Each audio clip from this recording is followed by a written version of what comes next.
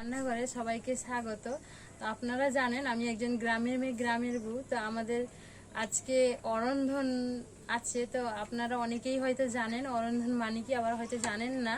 তো গ্রামে অরন্ধন মানে রান্না, ভোর থেকে রান্না করা হয়, তারপরে পুজো করা হয় সেই উনুনে, আর সারাদিন রান্না করা হয় না। তো সেই কি রান্না হয়েছে না হয়েছে সেই রেসিপিগুলো আজকে শেয়ার করতে চাই। ইলিশ মাছের পরিমাণ মতো নুন হলুদ মাখিয়ে নিয়েছি, কড়াই বসিয়ে নিয়েছি, তেল দিয়ে দিয়েছি, তেল গরম হয়ে গেছে। এবার কুচনো পেঁয়াজ, টমেটো আর চেরা কাঁচা লঙ্কা দিয়ে দিয়েছি, আর অল্প নুন দিয়ে একটু নাড়িয়ে নিব। নাড়িয়ে নিয়েছি।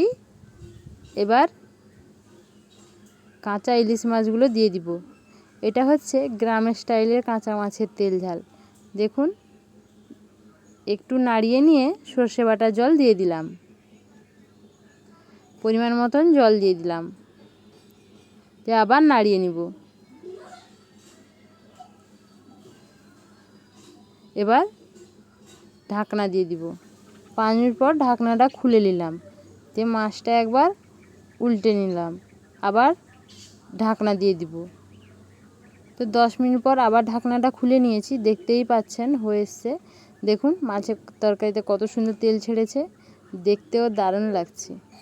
তো এটা গ্রামের, এটা আলাদা রকমের স্টাইলের তেল ঝাল। রান্না করে খেতে পারেন, দেখবেন খুব সুন্দর লাগে খেতে। আবার ঝিঙে পোস্ত হয়ে এসছে। ঝিঙে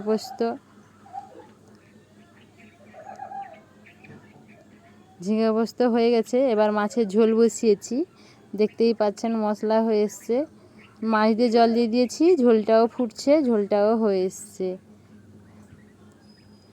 এবার সানরাইজের গরম মশলার গুঁড়ো দিয়ে নামিয়ে নিব।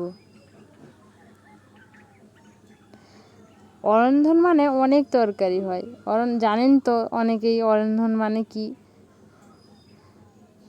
সব বাটিতে সাজানো হয়ে যাচ্ছে তরকারি, সব দেখতেই পাচ্ছেন। আরও যে দুটো মেন তরকারি, সে তরকারি আরও দেখানো হয়নি।